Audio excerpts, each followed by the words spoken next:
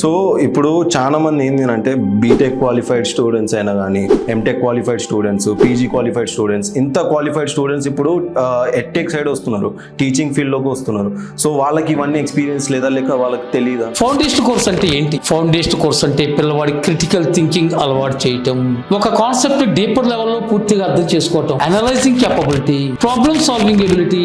ఈ కాన్సెప్ట్ మీద ఒక ప్రాబ్లం ఇస్తే ఆ ప్రాబ్లం ఎలా సాల్వ్ చేయాలి, వీటి మీద ట్రైనింగ్ ఇవ్వటాన్ని ఇవాళ ఫౌండేషన్ ప్రోగ్రామ్ అనాలి. ఇండస్ట్రీలో టీచర్స్ డిమాండ్ తక్కువనా, లేకపోతే క్వాలిఫైడ్ టీచర్స్ డిమాండ్ తక్కువనా? ఒక విద్యా వ్యవస్థ పెను సవాల్ ఏంటంటే ఇవాళ గ్రాడ్యుయేట్స్, పోస్ట్ గ్రాడ్యుయేట్స్, బిఎడ్ చేసిన వాళ్ళు, ఎంఎడ్ చేసిన వాళ్ళు, ఈవెన్ ఎంఫిల్, పిహెచ్డీస్, ఇంకా కొంతమంది చెప్పాలంటే బీటెక్, ఎంటెక్ చేసిన గ్రాడ్యుయేట్స్, యంగ్స్టర్స్ అంతా టీచింగ్ ఫీల్డ్ లోకి వస్తున్నారు. ఒక కాన్సెప్ట్ ని డీపర్ అండర్స్టాండింగ్ వచ్చేలాగా ఎలా ఎక్స్ప్లెయిన్ చేయాలి, ఏ టీచింగ్ మెథడాలజీని అక్కడ తీసుకోవాలి, ఆ కాన్సెప్ట్ ని క్రిటికల్ గా ఎలా థింక్ చేసేట్టు స్టూడెంట్ గైడ్ చేయాలి, దాని మీద లాజికల్ థింకింగ్ ఎలా చేయాలి, దాన్ని అనలైజ్ ఎలా చేయాలి, దాన్ని ఎలా స్టూడెంట్ చిన్ని బ్రెయిన్ లోకి ఎక్కించాలి అనే ట్రైనింగ్ టీచర్ కి లేదు. వాళ్ళ బీటెక్ నుంచి గ్రాడ్యుయేట్ అయిన స్టూడెంట్స్ వాళ్ళకి చాలా గ్రిప్ ఉంటుంది మ్యాథ్స్ మీద, ఫిజిక్స్ మీద, బయాలజీ మీద. సో వీళ్ళకి ఈ సబ్జెక్ట్స్ మీద గ్రిప్ ఉన్నాక కూడా వాళ్ళు ఎందుకు అంత క్వాలిఫైడ్ డిమాండెడ్ టీచర్స్ కేటగిరీ కిందకి రారు? ఒక టీచర్ కి సబ్జెక్ట్ నాలెడ్జ్ అద్భుతంగా ఉంటుంది, కానీ ఆ కాన్సెప్ట్ ని క్రిటికల్ గా వచ్చినప్పుడు ఎలా చేయాలి, లాజికల్ గా వచ్చినప్పటికీ ఎలా చేయాలి, అప్లికేషన్ టైప్ వచ్చినప్పుడు ఎలా చేయాలి అని ఏ పద్ధతిలో ప్రజెంట్ చేయాలి అని ఆ ప్రజెంటేషన్ స్కిల్స్ ఇక్కడ టీచర్కి అవగాహన లేదు. 10 days బ్యాక్ జరిగిన సిబిఎస్ఈ క్లాస్ 10th ఎగ్జామ్ దేశమంతా కొల్లమైందండి. ఎగ్జామ్ పేపర్ చూసి దానిలో ఒక 2-3 క్వశ్చన్స్ చాలా టిపికల్ గా ఉన్నాయి అని భారతదేశంలోని అన్ని స్కూల్స్, ప్రతి రాష్ట్రంలో కూడా ఈ క్వశ్చన్లు అవుట్ ఆఫ్ సిలబస్, ఈ క్వశ్చన్లకి యాడ్ మార్క్ ఇవ్వాలి, రీ ఎగ్జామ్ కండక్ట్ చేయాలని పెద్ద ఉద్యమే జరిగింది. సో సార్, ఇప్పుడు ఇప్పటి వరకు ఏంటి అని అంటే మార్కెట్లో షార్టేజ్ గురించి, డిమాండ్ గురించి మాట్లాడుకున్నాం. బట్ ఇప్పుడు ఈ ఒక గ్యాప్ ని టీచర్స్ లో ఉన్న, ఇప్పుడు ఫ్రెషర్స్ వచ్చే టీచింగ్ ఫీల్డ్ లో వాళ్ళ కెరియర్ ని స్టార్ట్ చేస్తున్నా వాళ్ళలో ఉన్న ఫ్లాస్ ని ఎలా ఫుల్ఫిల్ చేస్తుంది నెక్స్ట్ జన్? పిల్లల్ని కాంపిటేటివ్ ఎగ్జామ్స్ కి ప్రిపేర్ చేసేటప్పుడు ఆ ప్రిపేర్ చేసే టీచర్స్ కి ప్రాపర్ ట్రైనింగ్, గైడెన్స్ ఇవ్వాలి. సో నెక్స్ట్ జన్ ఎలా వర్క్ చేస్తుంది? ఎస్, దానికోసం ఏం చేస్తుంది ఏంటంటే ఓ మంచి విద్యార్థుల్ని ర్యాంకులను సృష్టించాలంటే కావాల్సింది మంచి ఉపాధ్యాయుడు.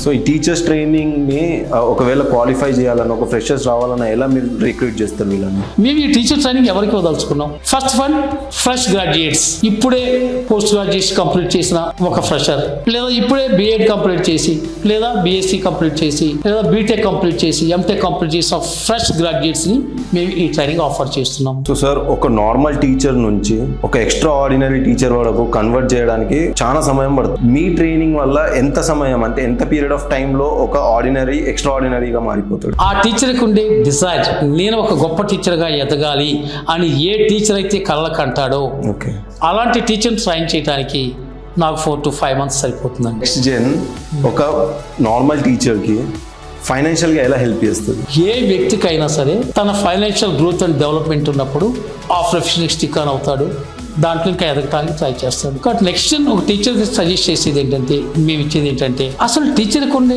ఇన్వెస్ట్మెంట్ ఏంటి సార్? కేవలం నాలెడ్జ్ ఇన్వెస్ట్మెంట్, మన టీచింగ్ స్కిల్స్, వాటిని అద్భుతమైన నాలెడ్జ్ ఇస్తాం, మీ సబ్జెక్ట్ మీద మీకు అద్భుతమైన నాలెడ్జ్ ఇస్తాం, మంచి టీచింగ్ స్కిల్స్ ఇస్తాం, టెక్నిక్స్ ఇస్తాం, నేషనల్ ఎంట్రన్స్ ఎగ్జామినేషన్ మీద మంచి అవగాహన ఇస్తాం. ఇవన్నీ ఇచ్చి మీ దగ్గర డెమో తీసుకుంటాం టీచర్స్ దగ్గర. సో ఒక ఎక్స్ట్రా ఆర్డినరీ టీచర్కి సర్టిఫికేషన్ ఉంటుంది, అలాంటిది నెక్స్ట్ జన్ ఎటువంటి అయినా సర్టిఫికేట్స్ ప్రొవైడ్ చేస్తున్నా? ఈ టీచర్ దగ్గర నుంచి డెమో తీసుకుంటాం, ఆ డెమోలకి మేము మార్క్స్ ఇస్తాం. అలానే ఆ టీచర్స్ రెగ్యులారిటీ, ఆ టీచర్స్ కున్న అదర్ స్కిల్స్, ఆ టీచర్ ఎంత టెక్నాలజీ వాడుతున్నారు, వీటన్నిటిని కోఆర్డినేట్ చేస్తూ ప్రతి టీచర్కి ఒక గ్రేడింగ్ ఇస్తామండి. A grade teacher, B grade teacher, C grade teacher దాకా.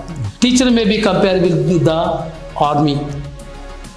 ఒక సైనికుడు దేశ సరిహద్దులో తుపాకీ పట్టుకొని -20, -30 degrees టెంపరేచర్ దగ్గర గజగజ వణుకుతూ దేశ రక్షణ కోసం కాపాడి ఆ సైనికుడు, రాజస్థాన్ ఎడార్ల దాంట్లో 55-60 degrees సెంటిగ్రేడ్ చర్మం కాలిపోతున్న వాతావరణంలో తుపాకీ పట్టుకొని దేశ రక్షణ కోసం నిలబడ్డ సైనికుడు, అతని త్యాగం ఎంతో. ఒక టీచర్ కూడా అదే వృత్తి. ఈరోజు దేశాన్ని రక్షించడానికి సైనికుడు సరిహద్దులో కాపలా కాస్తున్నాడు, ఈరోజు దేశాన్ని రక్షించడానికి.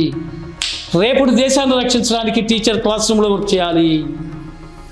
ఇవాళ టీచర్ ఈరోజు చేసే క్లాస్లో చేసే వర్క్ రేపు దేశానికి ఇది రక్షణ అవుతుంది.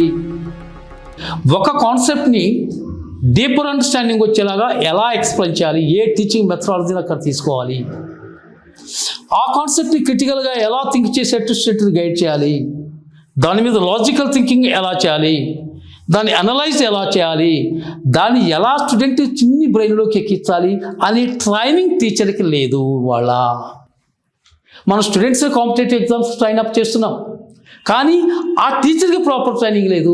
ఈ నేషనల్ ఎంట్రన్స్ ఎగ్జామినేషన్ మీద ఫుల్ క్లారిటీ ఉండాలి, అవగాహన ఉండాలి. దాంట్లో ఇందాక నేను చెప్పిన క్రిటికల్ థింకింగ్, లాజికల్ థింకింగ్ వీటిని స్టూడెంట్కి ఎలా అలవాటు చేయాలి, అప్పుడు ఏ టీచింగ్ మెథడాలజీ తీసుకోవాలి, ఎలాంటి పవర్ పాయింట్ ప్రజెంట్ చేయాలి, ఎలాంటి డెమాన్స్ట్రేషన్ ఇవ్వాలి, ఎలాంటి ల్యాబొరేటరీ టెక్నిక్స్ యూజ్ చేయాలి, స్టూడెంట్ సైకాలజీ ప్రకారం ఏ మెథడాలజీ చేసుకోవాలి అనే ట్రైనింగ్ ఇవ్వాలి టీచర్స్కి లేదు. సార్ మీరు చెప్పినట్టు టీచర్స్ ట్రైనింగ్ ప్రోగ్రామ్ తర్వాత టీచర్స్ ప్లేస్మెంట్స్ కోసము మీరు ఏదైనా స్కూల్స్తో కూడా కొలాబ్ అవుతారా? So far we tied up with 62 schools. ఈ 62 schools తెలంగాణ, ఆంధ్రప్రదేశ్, కర్ణాటక, తమిళనాడు, మహారాష్ట్ర ఈ 5 రాష్ట్రాల్లో టైప్ అయిందని